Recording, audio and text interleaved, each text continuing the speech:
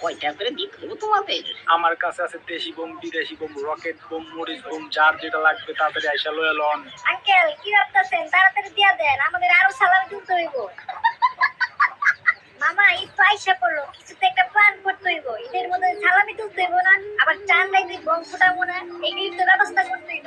আমি ওই কথাই ভাবতেছি, আমি আমার আব্বু থেকে টাকা নিচ্ছি তারাবাতি আর বম কিনার লেগা।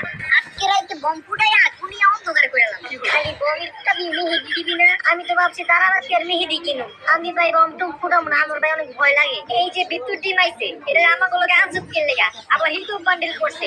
তুই তো গেমে অনুপ, সত্যিকারে অনুপ। তুই যাবে কিনা চলে খেলকা, আমাগুলোকে থাকার কোনো দরকার নাই। আরে ভাই তোরা চেতাস